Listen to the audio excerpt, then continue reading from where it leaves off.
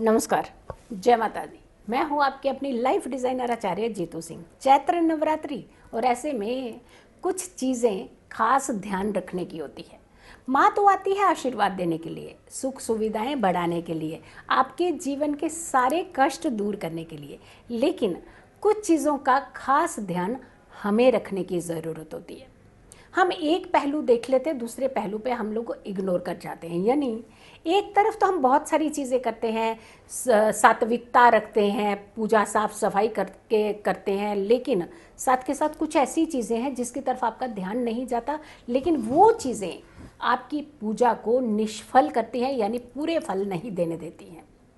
जैसे खास करके हम लोग घर के अंदर, कहा जाता है कि मांस मदिरा नहीं रहते, लेकिन चमड़े से बनी हुई चीज़ों का प्रयोग करते हैं। बेल्ट लगा करके जाते हैं, वॉलेट हाथ में पकड़ के जाते हैं, व्रत रखा होता है और 10 बार दिन में हम अपने उस पर्स को खोलते हैं, वॉलेट को खोलते हैं। तो ये चमड़े से बनी हुई चीज़ों का प्रयोग नहीं करना चाहिए। व्रती को खास करके इस चीज़ का ध्यान रखना चाहिए। प्याज लहसुन का प्रयोग नहीं घर में किया जाता। एक तो व्रती नहीं करते, लेकिन दूसरी तरफ हम घर के बाकी सारे सदस्य खा रहे होते हैं। जिस घर में या तो अखंड ज्योत जलती हो या फिर सुबह शाम व्रत जिन्होंने रखा होता है वो ज्योत करते हैं, तो ऐसे घर के अंदर ही प्याज लहसुन की चीज़ें नहीं बननी चाहिए। सिर्फ और सिर्फ जिस व्रती ने व्रत रखा है वो तो डेफिनेटली फलाहार ही रहे, लेकिन बाकी घर के सदस्य एकदम सात्विक रहने चाहिए।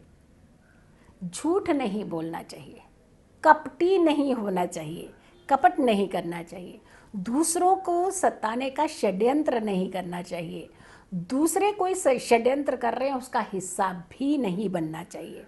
हमेशा शुद्ध विचार रखने चाहिए, शुभ विचार रखने चाहिए, दूसरों का आदर करना चाहिए, किसी को तकलीफ नहीं देनी चाहिए, बड़ों को सम्मान देना चाहिए, छोटों को प्यार करना चाहिए और बच्चियों का सम्मान करना चाहिए।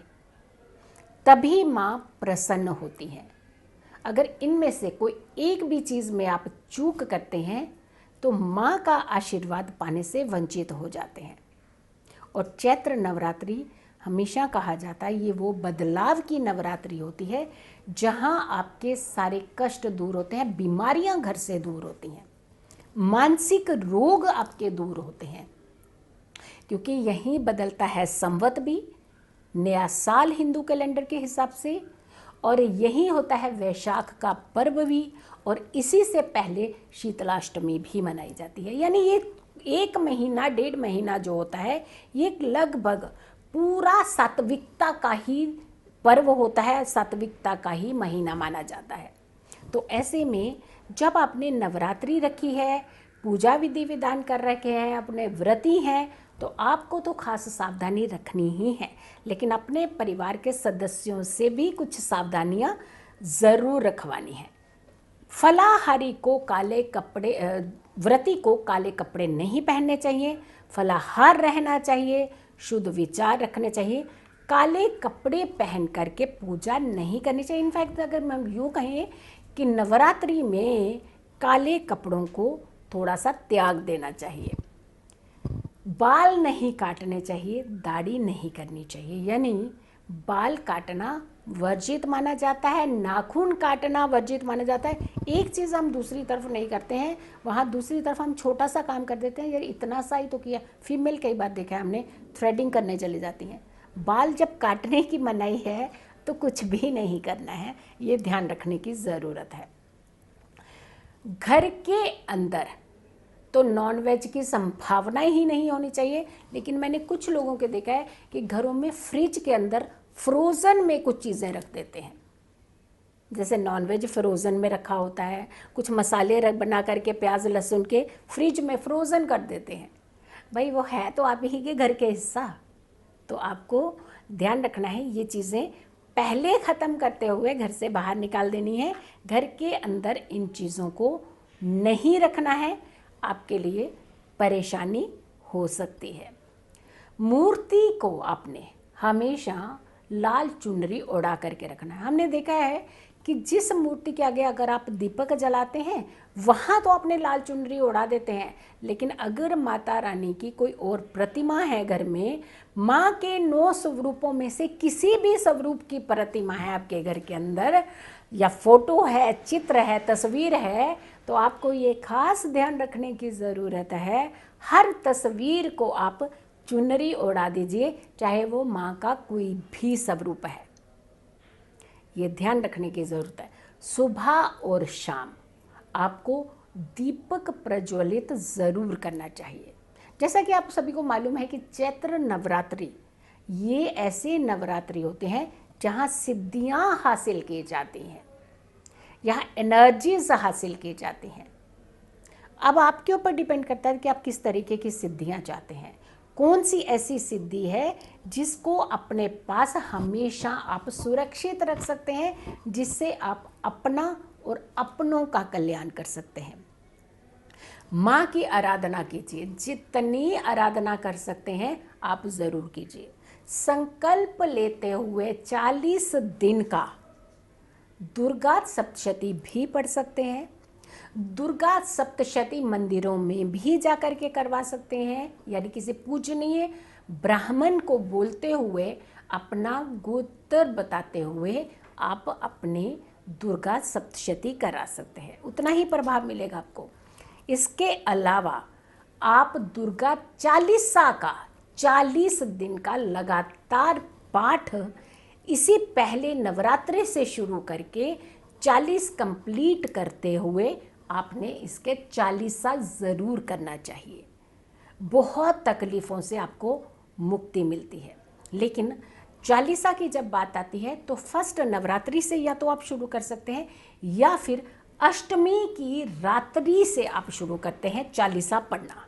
तो 40 दिन लगातार करने हैं। हाँ, कई बार महिलाएं कहते हैं कि वो शुद्ध अवस्था में नहीं है, तो क्या उन्हें ये पाठ करना चाहिए? नहीं, वो बीच के कुछ दिन उन्हें त्याग देने चाहिए और अगले से जुड़ते हुए दिन जो आपने साथ में क्लब कर लेने हैं, यानी वो 40 दिन आपने कंप्लीट इस तरीके से करने हैं ताकि आपका 40 जो है वो कंप्लीट हो। किसी को कष्ट नहीं देना चाहिए, माता का सम्मान करना चाहिए। खास करके अपने घर की माँ की बात कर रहे हैं हम, माँ को सम्मान दीजिए। अगर कोई गिला शिकवा है, माँ आपसे नाराज़ हैं, दूर रहती हैं, तो सबसे पहले उन्हें मना लीजिए। अगर आप मंदिर में पूजा स्थान पे कहीं जा रहे हैं, एक तो पहले अपनी सुरक्षा रखिए, स्वस्थता का ध्यान रखिए, डिस्टेंसिंग का ध्यान रखिए, और दूसरी तरफ कई बार हम लोग एक आगे खड़े व्यक्ति को धक्का मार करके आगे निकल करके जल्दी माँ के दर्शन करना चाहते हैं और जल्दी हम आशीर्वाद पाना चाहते हैं, तो आपको लगता है इससे आशीर्वाद मिलता नहीं।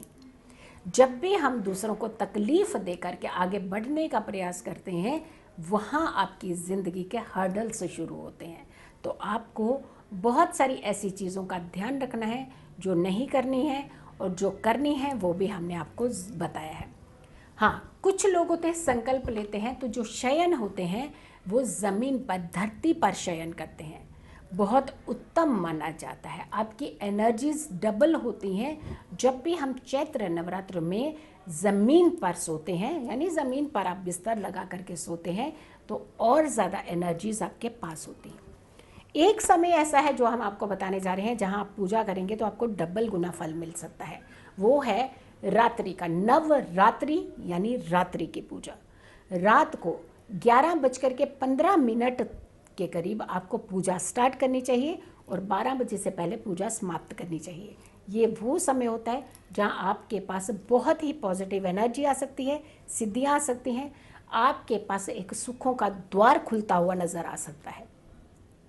तो अपने जीवन में सुख बनाने के लिए, कष्टों को दूर करने के लिए आपको माँ की आराधना में लीन हो जाना है, और आपने इसी तरीके से पूजा पाठ नियमित करना है। लेकिन जो चीज़ें नहीं करनी है उसका ध्यान रखिए, जो करनी है उसका भी ध्यान रखिए। इस वीडियो को बहुत सारे लोगों तक ज़रूर पहुंचाइए, जितना शेयर करेंगे उतना ही सभी को फ़ायदा होगा। लेकिन आपको एक चीज़ और बता दें, कुछ ऐसी दैवीय चीज़ें होती हैं जिसका प्रयोग ज़रूर किया जाता है, जैसे कपूर आपको नियमित तौर पर डेली अपने घर में ज़रूर प्रज्वलित करनी चाहिए। सुबह और शाम आपको पूरे घर में कपूर को ज़रूर धुनी करनी चाहिए उसकी, ताकि आपके घर में शुद्धता तो रहे, आपके घर का वातावरण बहुत अच्छा रहे, लेकिन आपके घर में पॉजिटिविटी भी ज़रूर है। तो दोनों समय यानी सुबह और शाम आप अपने घर में ज़रूर कपूर को प्रज्वलित कीजिए। रात की पूजा का हमने आपको बता दिया कि आप ज़रूर के संध्या का दीपक ज़्यादा इम्पॉर्टेंट होता है, शाम को भी पूजा करनी चाहिए। सुबह कई बार हम लोग सुबह की पूजा कर लेते हैं, रात्रि की पूजा छोड़ते हैं। नवरात्रि में रात्रि का ही ज़्यादा महत्व होता है। रात्रि की पूजा से आपको जल्दी फल मिलता है और कई गुना ज़्यादा फल मिलता है। तो देखा आपने, ये वीडियो आपके ही हित की है, आपके अपनों के हित की है। खुश रहिए, स्वस्थ रहिए, पॉजिटिव रहिए। पॉजिटिव रहते हैं तो हर समस्या से हम दूर रहते हैं। अगर आप लोगों ने अभी तक मेरे चैनल को सब्सक्राइब नहीं किया है तो ज़रूर कीजिएगा, नोटिफिकेशन ज़रूर ऑन कीजिएगा, यानी जो बेल आइकन बना हुआ है उसे ज़रूर ऑन कीजिए, ताकि ये वीडियो आप तक तो पहुँचे, जो अगली वीडियो हो वो भी सीधा आप तक पहुँच जाए। जल्दी हाजिर होंगे एक अच्छे वीडियो के साथ। तब तक के लिए नमस्कार, जय माता दी।